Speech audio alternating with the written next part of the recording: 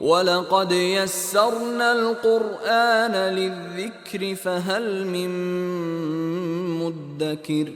السلام علیکم ورحمۃ اللہ وبرکاتہ۔ ناظران ساری حاضر خدمت ہیں اور آپ کے لیے ایک نئی ایپیسوڈ لے کر آئے ہیں سورہ البقرہ، تو اور آیت 218 سے لے کر 220 تک انشاءاللہ۔ تو آئیے پھر ہم شروع کرتے ہیں۔ اعوذ باللہ من الشیطان الرجیم، بسم اللہ الرحمن الرحیم۔ ان الذين آمنوا والذين هاجروا وجاهدوا في سبيل الله أولئك يرجون رحمة الله والله غفور رحيم۔ يسألونك عن الخمر والميسر قل فيهما إثم كبير ومنافع للناس وإثمهما أكبر من نفعهما ويسألونك ماذا ينفقون قل العفو كذلك يبين الله لكم الآيات لعلكم تتفكرون في الدنيا والآخرة وَيَسْأَلُونَكَ عَنِ الْيَتَامَى قُلْ إِصْلَاحٌ لَهُمْ خَيْرٌ وَإِن تُخَالِطُوهُمْ فَإِخْوَانُكُمْ وَاللَّهُ يَعْلَمُ الْمُفْسِدَ مِنَ الْمُصْلِحِ وَلَوْ شَاءَ اللَّهُ لَأَعْنَتَكُمْ إِنَّ اللَّهَ عَزِيزٌ حَكِيمٌ۔ ولا تنكحوا المشركات حتى يؤمنن ولأمة مؤمنة خير من مشركة ولو أعجبتكم ولا تنكحوا المشركين حتى يؤمنوا ولعبد مؤمن خير من مشرك ولو أعجبكم أولئك يدعون إلى النار والله يدعو إلى الجنة والمغفرة بإذنه ويبين آياته للناس لعلهم يتذكرون۔ نحمده ونصلي على رسوله الكريم وعلى أزواجه وأصحابه وذريته أجمعين۔ رب اشرح لي صدری ویسر لی امری واحلل عقدۃ من لسانی یفقہوا قولی۔ ہم ان آیات کا پہلے ورڈ ٹو ورڈ ٹرانسلیشن سمجھیں گے اور پھر اس کے بعد مختصر تشریح ہوگی۔ تو شروع کرتے ہیں۔ ان الذین، ان بے شک، یہ حرف مشبہ بالفعل ہے، اپنے اسم کو نصب دیتا ہے۔ ان الذین، بے شک وہ لوگ جو آمنو، ایمان لائے، والذین ہاجروا، و اور الذین وہ لوگ جو ہاجروا ہجرت کی، انہوں نے ہجرت کی، وجاہدوا اور جہاد کیا۔ ہاجروا وجاہدوا، یہ دیکھیں دونوں پلورل استعمال ہوئے ہیں کیونکہ الذین بھی پلورل ہے۔ تو وہ لوگ جو ایمان لائے اور جنہوں نے ہجرت کی اور جہاد کیا، کس لیے کیا؟ فی سبیل اللہ، فی میں سبیل راستہ، اللہ اللہ کے راستے میں کیا انہوں نے۔ تو پھر ایسے لوگوں کا کے بارے میں کیا آیا ہے؟ اولئک، یہی لوگ ہیں، یرجونا جو امید رکھتے ہیں، رجا سے ہے یہ ورڈ، اور یرجونا یہ مضارع کا ٹینس ہے، وہ امید رکھتے ہیں، کس چیز کی امید رکھتے ہیں؟ رحمت اللہ، اللہ کی رحمت کی امید رکھتے ہیں۔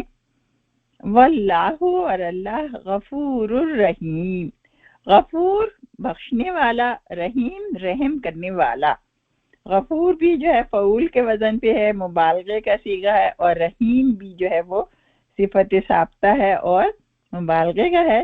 تو اللہ سبحانہ تعالیٰ کی دو صفات بیان ہوئی ہیں کہ وہ غفرہ کے مطلب ہوتا ہے ڈھانکنا، تو ڈھانک دینے والا، کس چیز کو ڈھانکنے والا؟ گناہوں کو ڈھانکنے والا، اور رحم کرنے والا ہے۔ اب اس کے بعد سوال آ رہا ہے یسألونک، یسألون وہ سوال کرتے ہیں، سین حمزہ لام اس کا روٹ ورڈ ہے، اور کا ہے مفعول بھی اس کا، کہ کا تجھ سے یعنی نبی صلی اللہ علیہ وسلم سے۔ کون سوال کرتا ہے؟ صحابہ کرام سوال کرتے ہیں۔ یسألونکا، سآلہ جو ہے اس کے مطلب مانگنے کے بھی ہوتے ہیں اور اس کے مطلب سوال کرنا کے بھی ہوتے ہیں۔ تو یہاں پر سوال کرنا کے معنی میں آیا ہے یہ لفظ۔ وہ سوال کرتے ہیں تجھ سے کس بارے میں؟ انل خمر والمیسر۔ خمر تو عام طور پہ شراب کے لیے استعمال ہوتا ہے یہ لفظ، لیکن خمر کا مطلب ہوتا ہے عقل کو ڈھانک دینے والا۔ تو اور خمر میں پھر جو ہے ہر چیز آ جاتی ہے جس کی ہم انشاءاللہ تشریح کریں گے ابھی۔ تو انل خمری ہم یہی مطلب لیتے ہیں جو یہاں لکھے گئے ہیں، شراب، والمیسر اور جوا، یعنی اس کے بارے میں وہ سوال کرتے ہیں کہ یہ جائز ہے کہ ناجائز ہے۔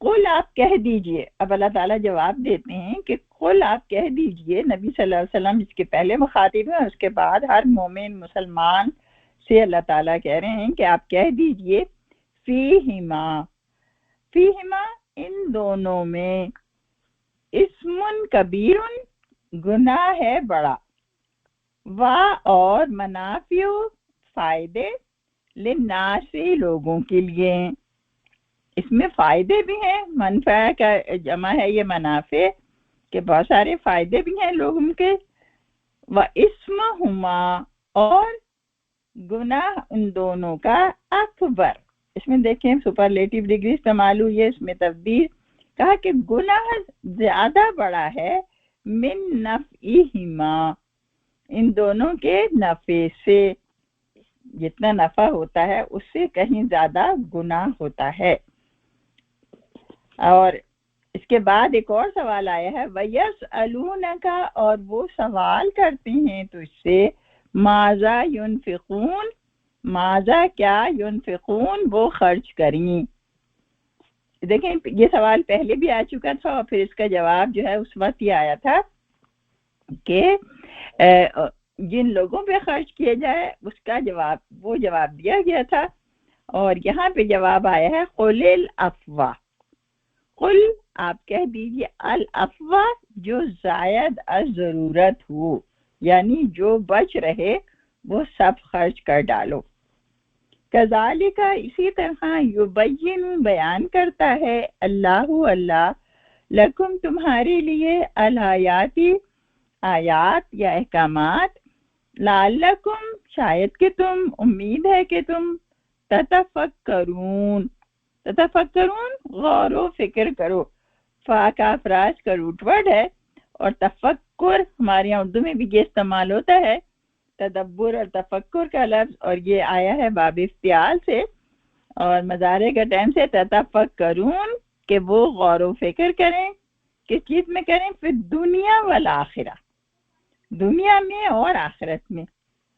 اب ایک اور ہے اس میں سوال نمبر 3، وَيَسْأَلُونَكَ اور وہ سوال کرتے ہیں تجھ سے، عن الیتامی یتیموں کے بارے میں، یتیم کی جمع ہے یتامہ، قل آپ کہہ دیجئے اصلاح لہم، اصلاح کرنا ان کی، خیرن بہتر ہے، وَإِنْ اور اگر، تخالطوہم، تخالطو اس کا روٹ ورڈ ہوگا خالام تو، تخالطو اگر تم ملا لو ان کو، یعنی ان کے ساتھ مل جل کے رہو، ان کا مال تمہارے مال میں مل جائے، تو خالطوہم فاخوانکم پس وہ تمہارے بھائی ہیں، اخون بھائی کو کہتے ہیں اور اخوان اس کی جمع ہے، فاخوانکم پس وہ تمہارے بھائی ہیں، واللہ اور اللہ یعلم جانتا ہے،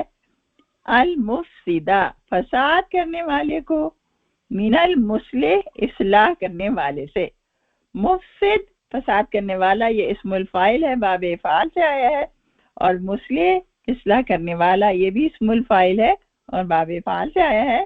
تو اللہ تعالیٰ کہہ رہے ہیں کہ اگر تمہارا مال اور ان کا مال مل بھی جائے تو پھر کوئی بات نہیں، تمہارے بھائی ہیں، لیکن تم میں سے کوئی جان بوجھ کے ملائے گا تو یعنی فساد کرے گا تو بھی اس کو پتہ ہے، اور اس کا بھی پتہ ہے کہ جو اصلاح کرنے والا ہے. وَلَوْ شَاءَ اللَّهُ اور لو اگر شاء اللہ چاہتا اللہ لعانتکم تو ضرور مشقت میں ڈال دیتا تم کو.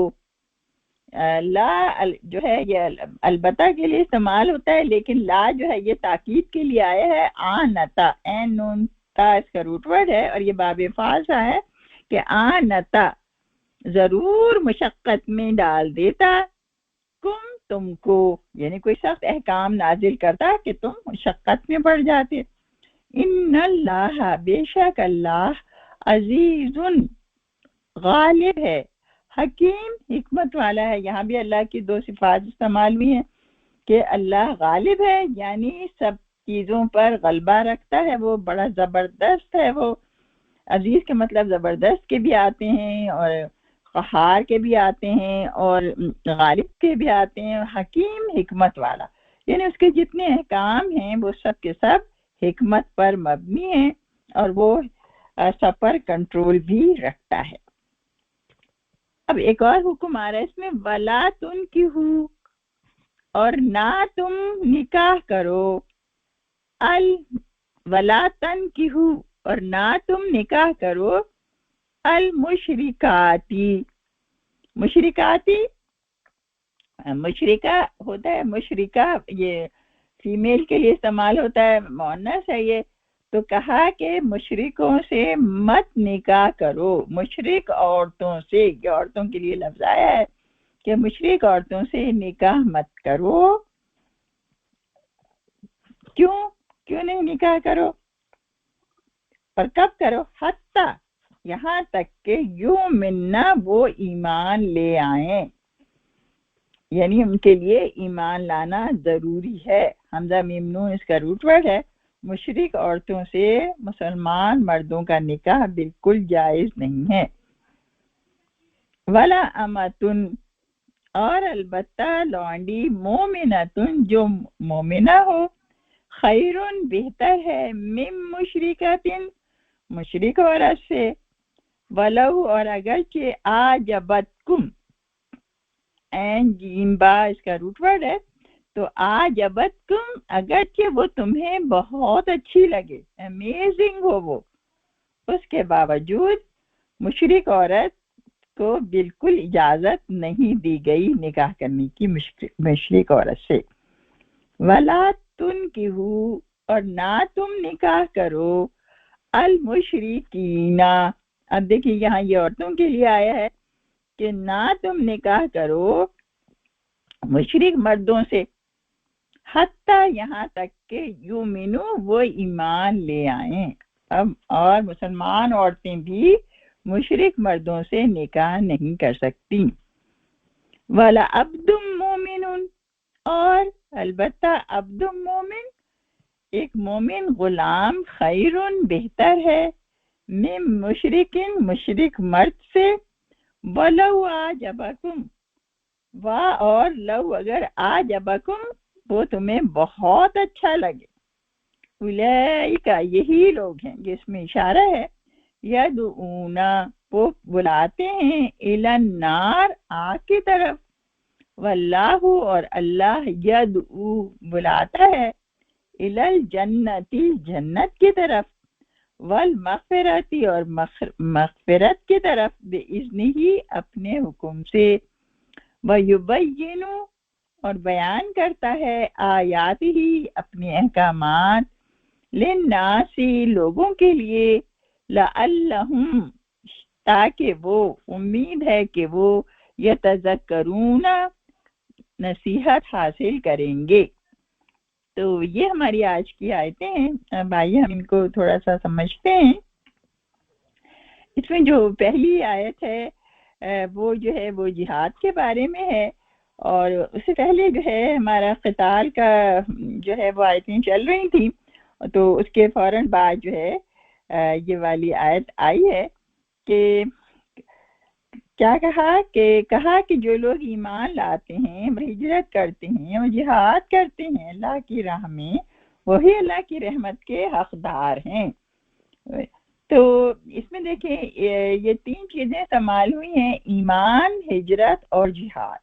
یہ تینوں چیزیں اللہ کی بہت پسندیدہ ہیں کہ ایک تو انسان ایمان لے کے آئے اللہ پر، اس کے رسول پر، اور وہ تمام ایمان کی تفصیلات آپ کو معلوم ہے کہ ان سب پہ ایمان لے کے آئے، اور پھر اس کے بعد ہجرت کرے۔ ہجرت جو ہے نبی صلی اللہ علیہ وسلم کے زمانے میں ہجرت فرض تھی، لیکن اب ہجرت فرض نہیں ہے۔ اب ہجرت جو ہے وہ اس وقت ہے کہ جب آف کورس لوگ ہجرت کرتے ہیں، اپنے کیا کہتے ہیں تعلیم کے لیے ہجرت کرتے ہیں، مسلمان ملکوں سے دوسرے ملکوں میں جاتے ہیں، یا لوگ جو ہیں کمانے کے لیے جاتے ہیں، ہجرت کرتے ہیں، جسے امیگریشن کہتے ہیں، مائگریٹ کر جاتے ہیں، وہ تو ٹھیک ہے، وہ کر سکتے ہیں ہجرت۔ اور ایک ہجرت ہوتی ہے کہ انسان کسی ایسی جگہ رہ رہا ہو جہاں پہ اسلام پہ عمل کرنا مشکل ہو، تو کہا گیا کہ ایسے جگہ سے اس کو ہجرت کر لینی چاہیے اگر وہ اس کی استطاعت رکھتا ہو، تو وہ اللہ کی نظر میں بڑا محبوب بنتا ہے۔ آپ اس کے بعد جہاد کا لفظ ہے، یہ جہاد کا لفظ جو ہے وہ بہت ہی زیادہ کیا کہتے ہیں اس کو غلط سمجھا گیا ہے، اور اس کو بہت زیادہ مینیپولیٹ کیا گیا ہے۔ دیکھیں جہاد کا مطلب ہوتا ہے جد و جہد کرنا، کوششیں کرنا۔ تو جہاد 2 طرح کا ہوتا ہے، جہاد ہوتا ہے جہاد بالنفس، اور ایک ہوتا ہے کہ جہاد فی القتال۔ تو جہاد بالنفس جو ہے اس کے بارے میں نبی صلی اللہ علیہ وسلم کی ایک حدیث ہے کہ جب آپ صلی اللہ علیہ وسلم غزوہ تبوک سے لوٹ رہے تھے، آپ کو معلوم ہے کہ نبی صلی اللہ علیہ وسلم خود تشریف لے گئے تھے غزوہ تبوک میں، اور وہ جو رومن فوج تھی وہ سامنے آئی ہی نہیں، اللہ نے ان کے دلوں میں رعب ڈال دیا۔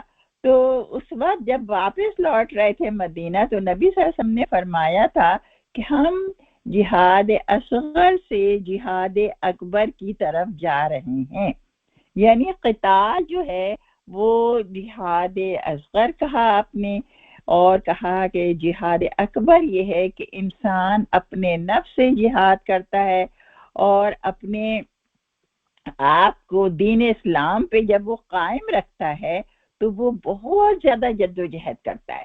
وہ اپنے نفس سے بھی کرتا ہے، وہ اپنے ماحول سے بھی کرتا ہے، وہ اپنے لوگوں سے بھی کرتا ہے، وہ رسم و رواج سے بھی کرتا ہے۔ بہت زیادہ اسٹرگل کرنی پڑتی ہے دین اسلام پہ قائم رہنے کے لیے مرتے دم تک۔ تو اس کو کہا گیا کہ وہ جہاد اکبر ہے۔ جہاد جو ہے کیا ہے، آپ دیکھیں نبی صلی اللہ علیہ وسلم کی خدمت میں ایک آدمی آتا ہے اور وہ یہ کہتا ہے کہ اللہ کے رسول مجھے یہ بتائیے کہ جہاد فی سبیل اللہ کیا ہوتا ہے۔ ہم میں سے لوگ ہیں کہ جو لڑتے ہیں اس لیے لڑائیاں کرتے ہیں کہ ہم جو ہے لوٹ مار کریں اور ہمیں بہت زیادہ فائدہ ہو ہم کو، یا پھر ہم اس لیے لڑتے ہیں کہ ہم بہت بہادر کہلائیں، یا پھر ہم اس لیے لڑتے ہیں کہ ہمیں اپنے قبیلے کی حمیت ہوتی ہے۔ تو اس میں سے جہاد فی سبیل اللہ کون سا ہوتا ہے؟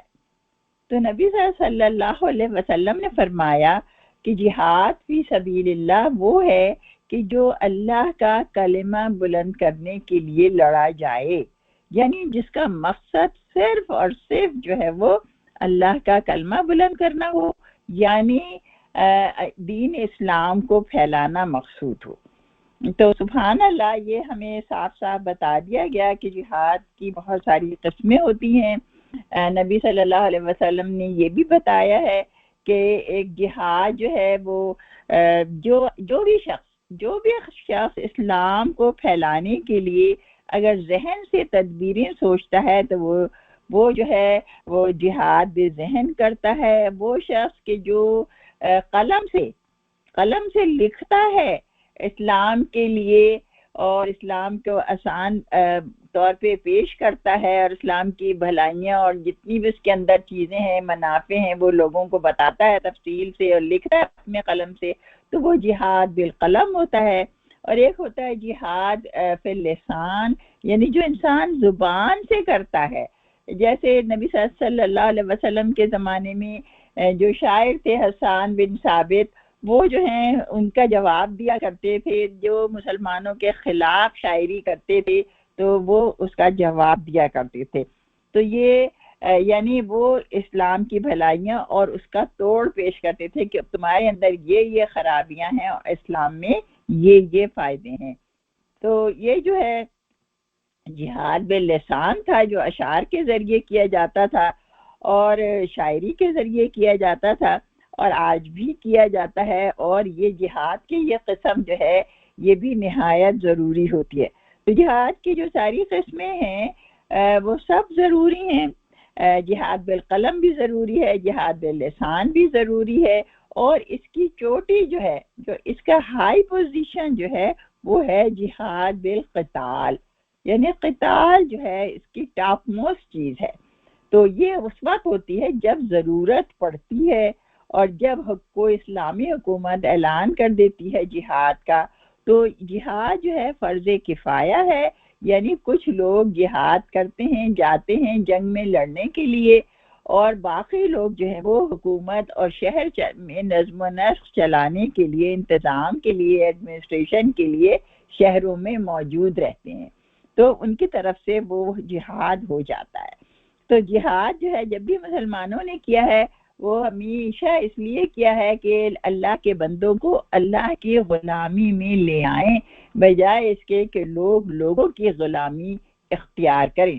جیسے ہمارے یہاں ہے کہ جمہوریت ہے کہ حکومت جو ہے وہ لوگوں کی حکومت لوگوں کے ذریعے نہیں. ہمارا جو اصول ہے اسلام کا اور مسلمانوں کا یہ ہے کہ حکومت جو ہے وہ زمین اللہ کی ہے، اور اس پہ اللہ کا قانون نافذ ہونا چاہیے، اور لوگوں کو جو ہے وہ اللہ کے قانون کا پابند بنانا. اللہ کی زمین میں اللہ کے بنائے ہوئے انسان ہیں تو وہ اللہ کے قانون پہ عمل کرنے والے ہوں، اور جب وہ عمل کرتے ہیں تو ان کو پتہ چلتا ہے کہ اس کے اندر کس قدر بھلائی ہیں. تو وجاہدوا فی سبیل اللہ، تو کہا پھر ایسے ہی لوگ ہیں کہ جو اللہ کی رحمت کے امیدوار ہوتے ہیں. اللہ کی رحمت کیا ہے؟ اللہ کی رحمت جو ہے، اللہ کی نظر کرم یہ ہے کہ پھر اللہ تعالیٰ ان کو انعامات عطا فرمائے. اللہ تعالیٰ نے جو انعامات دوسری دنیا میں رکھے ہوئے ہیں، وہ جو مغفرت رکھی ہوئی ہے، وہ جو جنتیں بنائی ہوئی ہیں، جو اللہ کا دیدار ہے وہاں پہ، وہ تمام منافع، بہت سارے منافع ہیں کہ جو انسان اللہ کی رحمت سے پائے گا. واللہ غفور الرحیم، اور اللہ بخشنے والا اور رحم کرنے والا ہے. یعنی اگر کسی سے کوئی کوتاہی ہو گئی ہے، کوئی گناہ ہو گئے ہیں، تو انسان اگر توبہ کر لے تو پھر اللہ تعالیٰ اس توبہ کو قبول فرماتا ہے، اس کے گناہوں کو مٹا دیتا ہے، اور اللہ تعالیٰ بہت رحم کرنے والا ہے. سبحان اللہ. ہم تفصیل سے سمجھا ہے کہ جہاد کیا چیز ہے. اللہ تعالیٰ مجھے اور آپ کو جو ہے وہ مجاہد بنائے، اور ہماری اولادوں کو بھی مجاہد بنائے. تو یہ بڑا مس انٹرپریٹیڈ لفظ ہے، اور یہ اس سے بڑے خائف ہوتے ہیں غیر مسلم لوگ، اور چاہتے ہیں کہ اس کو جو ہے اتنا بدنام کر دیا جائے کہ لوگ اس سے ڈرنے لگیں. لیکن ہمیں اب اچھے سے پتہ چل گیا ہے. اس کے بعد ایک اور سوال ہے کہ ان لوگوں نے، صحابہ کرام نے خمر اور میسر کے بارے میں سوال کیا تھا. جیسے ہم نے آپ کو بتایا کہ خمر جو ہے ہر وہ چیز ہے جو عقل کو ڈھانک دیتی ہے، تو شراب بھی وہی چیز ہے نا. اور ہر قسم کا نشہ اس کے اندر آ جاتا ہے. ہر قسم کا نشہ جو ہے وہ چاہے وہ جو بھی آپ نشے کے نام ہوتے ہیں، میروانہ ہے، کوکین ہے، اور بہت سارے نام رکھ دیے گئے ہیں. کوئی سونگ کے نشہ کرتا ہے، کوئی جو ہے وہ کیا کہتے ہیں اور طریقوں سے نشہ کرتا ہے. تو ٹیبلٹ کے ذریعے یا کسی بھی چیز کے ذریعے جو بھی نشہ کی چیز ہے وہ سب خمر میں آتی ہیں، کیونکہ خمر کا مطلب ہے ڈھانک دینا. اور اسی لیے آپ دیکھیں کہ جو اوڑھنی ہوتی ہے اسے خمار کہتے ہیں. جو کہا گیا ہے کہ مسلمان عورتوں کو کہ اوپر سے ایک چادر اوڑھ لیا کریں، اس کو خمار کہا جاتا ہے، اس لیے کہ وہ جسم کو ڈھانپ دیتی ہے. تو خمر کے لیے حکم آیا ہے. نبی صلی اللہ علیہ وسلم نے فرمایا ہے کہ جو اس کی بڑی چیز جو ہے زیادہ مقدار حرام ہے، اس کی چھوٹی مقدار بھی حرام ہوتی ہے. کیونکہ انسان یہ کہہ سکتا ہے کہ بھئی یہ تو ہم نے تھوڑی سی پیا، اس سے تو ہمیں نشہ آیا ہی نہیں، اس سے تو ہم نے ابھی کچھ زیادہ وہ کیا ہی نہیں ہے. لیکن یہ نبی صلی اللہ علیہ وسلم نے فرمایا. اور آپ یہ دیکھیں کہ یہ جوئے اور شراب کے بارے میں پہلی آیت آئی ہے کیا کہتے ہیں گریجولی جو ہے وہ قانون نافذ کیے گئے ہیں، کیونکہ یہ دونوں چیزیں عرب معاشرے میں بہت زیادہ رواج پا گئی تھیں، تو ہر وقت کا استعمال تھا ان کا. تو کہا پہلے یہ والی آیت آئی، پھر اس کے بعد یہ والی آیت آئی کہ لا تقربوا الصلاۃ وانتم سکارا، کہ تم نماز کے قریب نہ جاؤ جب تم نشے میں ہو، یعنی نماز سے ذرا پہلے شراب مت پیو کیونکہ تم کچھ کا کچھ پڑھنے لگو گے نماز میں. پھر اس کے بعد جو ہے سورہ مائدہ کی آیت نمبر 90 آئی تھی، جس میں یہ کہا گیا تھا کہ تم جو ہو یہ کیا ہے، خمر اور میسر یہ رجسن ہے اور عمل شیطان ہے، فاجتنبوہ. پھر کہا گیا تھا کہ یہ اس سے اجتناب کرو، اس سے بچو. اور جس وقت یہ حکم آیا تھا مدینے میں تو مسلمان اس قدر اطاعت کرنے والے تھے کہ ہر شخص کے گھر میں شراب تھی، اور وہ پھر مدینے کی گلیوں میں بہا دی گئی، اور بالکل ایسا ہو رہا تھا کہ جیسے کوئی سیلاب آ گیا ہو، کیونکہ اتنی زیادہ شراب کا رواج تھا. اور سب نے اپنے برتن پھینک دیے شراب کے. اور سبحان اللہ، اطاعت کا یہ شاندار مثال اسلامک ہسٹری میں جو ہے زرین الفاظ میں لکھی گئی ہے کہ نبی صلی اللہ علیہ وسلم کے حکم پر اس روز جو ہے یہ سب مسلمانوں نے کیا. ایون یہ کہ کوئی قافلہ آیا تھا مسلمانوں کا اور اس میں شراب آئی تھی، وہ بھی پھینک دی گئی، وہ بھی پھینک دی گئی. سبحان اللہ سبحان اللہ. اللہ تعالیٰ فرماتے ہیں کہ کہو کہ اس میں جب سوال پوچھا گیا جوئے اور شراب کے بارے میں تو کہا، اور میسر کیا ہے؟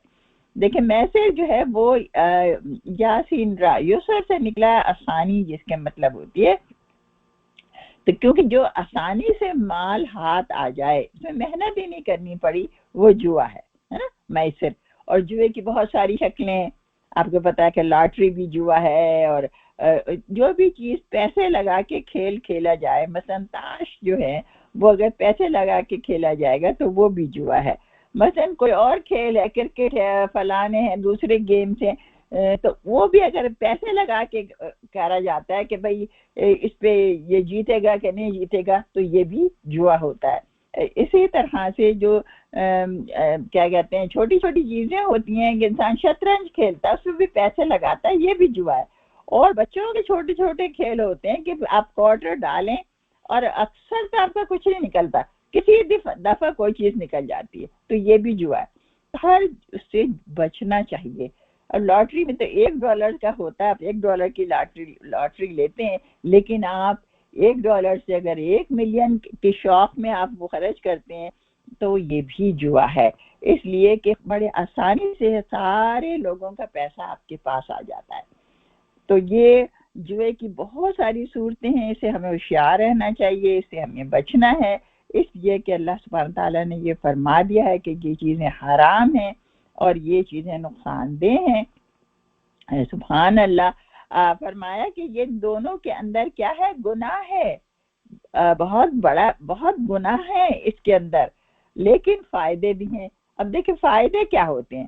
ایک فائدہ تو یہی ہے کہ انسان جو ہے وہ شراب پی کے جو ہے وہ بڑا انجوائے کرتا ہے، خوشی محسوس کرتا ہے، ہواؤں میں اڑنے لگتا ہے. اور دوسرا فائدہ یہ تھا کہ لوگ شراب پی کے جو ہے بہت زیادہ جانور ذبح کرتے تھے اور سب غریبوں میں بانٹ دیا کرتے تھے. بس یہی 2 فائدے ہیں. لیکن سب کو پتا ہے کہ شراب اور نشہ جو ہے وہ الٹیمیٹ انسان کی صحت کے لیے بڑا نقصان دہ ہوتا ہے اور انسان بہت سی بیماریوں کا شکار ہو جاتا ہے. اسی طرح جوا بھی جو ہے وہ بہت بری چیز ہے، اس لیے کہ اس سے انسان کے اندر خود غرضی پیدا ہوتی ہے، دشمنیاں پیدا ہوتی ہیں، کیونکہ سب کا مال آ جاتا ہے ایک آدمی کے پاس، اور پھر وہ مال جو ہے وہ خرابیاں بھی لے کر آتا ہے. تو کہا کہ اسم کبیر و منافع للناس اسمہما اکبر من نفعہما، جو گناہ ہے وہ اس سے زیادہ ہے ان کے فائدے سے. پھر اس کے بعد ایک اور سوال ہے وَيَسْأَلُونَكَ مَاذَا يَنْفِقُونَ، کہ وہ پوچھ رہے ہیں کہ کیا خرچ کریں. دیکھو اس سے پہلے بھی یہی سوال آیا تھا، یہی لفظ آئے تھے، اس میں اللہ تعالیٰ نے یہ بتایا تھا کہ تم ان پہ خرچ کرو نا، سب سے پہلے والدین پہ، پھر اقربین، پھر یتامى اور مساکین. اور یہاں پہ جو ہے یہ بتایا کہ جب پوچھا گیا کہ کیا خرچ کریں تو جواب آ گیا قُلِ الْعَفْوَ، کہا کہ وہ جو بچ رہے، اب آپ دیکھیں یہ جو کہتے ہیں کہ یہ تو حد ہے، یعنی انتہا ہے، خرچ کی انتہا بتا دی گئی کہ زیادہ سے زیادہ تم جو خرچ کر سکتے ہیں وہ یہ ہے کہ ہر وہ چیز خرچ کر دو جو تمہاری ضرورت سے زائد ہے، یعنی تم اپنے بجلی کے بل اور اپنے رینٹ اپنا مکان کا اور اپنے کھانے پینے کا اور تعلیم کا، اس کے علاوہ جو بھی تمہارے پاس ایکسٹرا سب خرچ کر دو۔ اور سب سے کم کیا ہے خرچ کرنا؟ زکوٰۃ ہے، کیونکہ وہ تو 2.5% ہے، وہ تو بہت ہی کم ہے۔ تو یہ کہ مسلمانوں کو ایک اور حدیث میں نبی صلی اللہ علیہ وسلم نے فرمایا ہے کہ خرچ کرو لیکن تم میں سے کوئی اتنا نہ خرچ کر دے کہ خود محتاج ہو جائے اور پھر لوگوں سے مانگتا پھرے۔ تو بہت زیادہ خرچ کرنے کو جو ہے اس کو بھی پسندیدہ نہیں کہا گیا، لیکن آپ یہ دیکھیں کہ یہ اللہ تعالیٰ نے ایک بتا دی ہے، ہر انسان اپنے لحاظ سے جو ہے وہ خرچ کرے، خرچ کس پہ کرے یہ بھی بتا دیا، کیا خرچ کرے یہ بھی بتا دیا۔ اب خرچ جو ہے اس میں کیا کیا چیزیں خرچ کرے وہ نبی صلی اللہ علیہ وسلم نے بتایا ہے کہ اپنا ٹائم بھی خرچ کرے، اپنی صلاحیتیں بھی خرچ کرے، اپنا مال بھی خرچ کرے، اور اپنے جسم سے بھی خدمتیں کرے تو وہ بھی خرچ کہلاتا ہے۔ اللہ تعالیٰ فرماتے ہیں کہ اسی طرح اللہ اپنی آیتیں بیان کرتا ہے تاکہ تم لوگ غور و فکر کرو، اور کس میں غور و فکر کرنا ہے؟ دنیا میں اور آخرت میں۔ دیکھیں دنیا میں کیا غور و فکر کرنا ہے؟ دنیا میں یہ غور و فکر کرنا ہے کہ دنیا میں جو انسان بڑے آرام سے رہتا ہے یا بڑی مشکل میں رہتا ہے، جیسا بھی رہتا ہے، تو اس کو جو ہے وہ اللہ کے قانون کی کتنی پابندی کر رہا ہے، وہ کتنے نیک اعمال کر رہا ہے، جتنے وہ کر سکتا تھا اتنے کر رہا ہے، یہ کم پہ راضی ہو گیا ہے۔ اور تو دنیا میں بھی غور و فکر کرنے کو کہا گیا، اور دنیا میں غور و فکر کرتا ہے تو انسان ترقی بھی کرتا ہے نا۔ مثلا یہ کہ آپ نے انجینئرنگ پڑھی ہے، آپ نے میڈیسن پڑھی ہے، آپ نے کچھ اور چیزیں پڑھی ہیں، اکنامکس پڑھی ہے، تو اس میں آپ اپنی دنیا میں بھی ترقی کرتے ہیں۔ تو ایک معنی تو اس کے یہ ہو گیا کہ آپ دنیاوی ترقی کے لیے بھی کام کریں اور پھر اس دنیا سے اپنے لیے نیک اعمال بھی جمع کریں۔ دوسری چیز ہے آخرت میں غور و فکر کرنا، جو ہم بالکل بھولتے جا رہے ہیں کیونکہ ہم جو ہیں وہ دنیا میں بہت زیادہ لگ گئے ہیں۔ تو آخرت میں غور و فکر یہ کرنا ہے کہ ہمیں آخرت یاد رہے، ہم آخرت بھول نہ جائیں، اس لیے کہ جب ہم اس دنیا میں آئے ہیں تو ہمیں ہمیشہ یہاں نہیں رہنا ہے، ہمیں واپس جانا ہے۔ سب کو پتہ ہے کہ انسان جو ہے وہ جسم اور روح کا مرکب ہے، اور اس کو جانا ہی جانا ہے۔ وہ اور کب جانا ہے وہ تو اللہ تعالیٰ نے لکھ دیا ہے، اجل مسمى، ہر ایک کی ڈیٹ لکھی ہوئی ہے، ہر ایک کا مقدر جو ہے وہ آلریڈی ریٹن ہے، اور وہ جو ہے اس وقت چلا جائے گا۔ تو جب وہ جائے گا اس دنیا میں تو کیا لے کے جائے گا؟ یہ ضرور سوچ لے وہ کہ اس کو ایک روز اللہ کے حضور حاضر ہونا ہے، اس کو کھڑا ہونا ہے اللہ کے دربار میں، اس کو اپنا حساب کتاب دینا ہے، اس کی جو ہے وہ اس کی پوچھ گچھ ہوگی اس کے اعمال کے بارے میں، اور آخرت کے لیے اس نے کیا جمع کیا ہے، کوئی نیک اعمال جمع کیے ہیں کہ نہیں کیے ہیں۔ ہم میں سے ہر شخص کو یہ سوچنا ہے اور یہ سوچتے رہنا ہے کہ ہر روز جو ہمارا دن گزر رہا ہے کیا ہم نے آج کچھ اعمال کیے؟ اگر کل ہم سے نہیں ہو سکے تھے تو آج تو ہم ضروری کوشش کریں کہ کوئی نہ کوئی نیک عمل ہمارے اس میں جمع ہو جائے نامہ اعمال میں، اس لیے کہ نامہ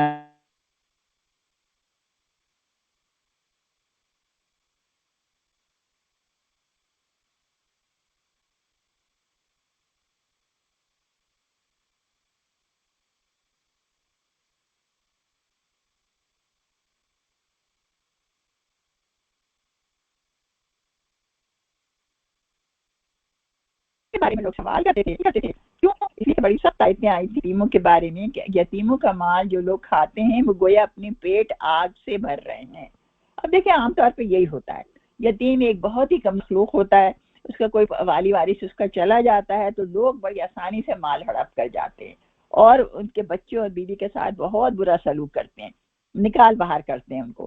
تو کہا تو مسلمان جو تھے وہ ڈر گئے، اور پھر اس زمانے میں بھی یہ ہوتا تھا کہ لوگ جو ہیں وہ ان بچیوں سے شادیاں کر لیتے تھے جن کا مال ہوتا تھا تاکہ مال ہڑپ کر جائیں ان بچوں کا، اور جو ہے وہ ان کے ساتھ بڑا برا سلوک ہوتا تھا۔ یا تو ان کے بڑے ہونے سے پہلے جو ہے وہ سارا مال جو ہے وہ ہڑپ کر جاتے تھے کہ بڑے ہو کے مانگیں گے تو کہہ دیں گے ہے ہی نہیں، ہم سب تمہارے اوپر خرچ کر دیا.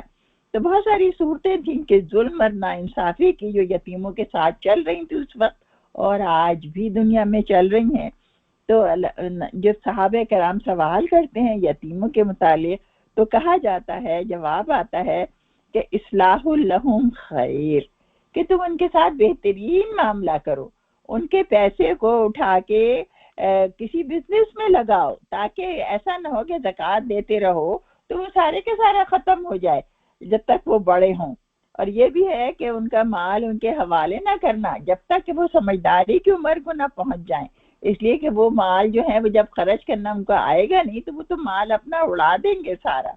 اور یہ کہ ان کی ٹیک کیئر کرو ان بچوں کی اور ان کے گھر والوں کی، اور یہ کہ وہ مال جو ہے ان کا اپنے ساتھ اگر کوئی غریب ہے اور وہ ٹیک کیئر کر رہا ہے تو وہ یتیم کے مال کو کے ساتھ استعمال کر سکتا ہے اپنے لیے، کیونکہ ان کی وہ کر رہا ہے ٹیک کیئر تو اس لیے وہ بھی اس کے مال کو استعمال کر سکتا ہے، کھا سکتا ہے یا ان کے کھانے پینے میں استعمال ہو سکتا ہے اس کا مال. اور کہا نا ملا جلا لو، تو خالطوہم ملا جلا لو ان کا مال اپنے مال میں، اپنے بھائی سمجھ کر بہترین سلوک کرو ان کے ساتھ. اور یاد رکھو کہ اللہ جانتا ہے کہ تم میں سے کون فساد کرنے والا ہے اور کون اصلاح کرنے والا ہے، کیونکہ اللہ کو تو سب خبر ہے. دنیا کے سامنے آپ کتنی بھی عذر پیش کر دیں، کتنے بھی ایکسکیوزز بنا دیں کہ بھئی یہ وجہ ہو گئی تھی اور وہ وجہ ہو گئی تھی اس لیے سارا مال ختم ہو گیا، تو ہم نے تو کچھ نہیں کیا، ہمیں تو اچھا سوچا تھا، پیسہ سارا قبضہ کر لیں اور کہہ دیں یہ بزنس میں لاس ہو گیا. تو اللہ کو تو پتہ ہے نا کہ کس نے سچ بولا کس نے جھوٹ بولا. تو اس کی بہت سی صورتیں آ سکتی ہیں. تو یتیموں کے ساتھ جو ہے جو بھی اچھا سلوک کرے گا اس کے لیے بہترین اجر ہے. نبی صلی اللہ علیہ وسلم نے فرمایا کہ جس نے یتیم کے سر پر ہاتھ پھیرا محبت سے اس کو اتنا ہی ثواب ملے گا جتنے اس کے سر پر بال ہیں. سبحان اللہ سبحان اللہ. اور تو کہا کہ وَلَوْ شَاءَ اللَّهُ، کہا اللہ یعلم المفسد من المصلح وَلَوْ شَاءَ اللَّهُ لَعَنَتَكُمْ، اور اگر اللہ چاہتا تو تمہیں بڑی سختی میں ڈال دیتا. ان اللہ عزیز حکیم، اللہ بہت غالب اور حکمت والا ہے. انشاءاللہ ملتے ہیں اگلی ایپیسوڈ.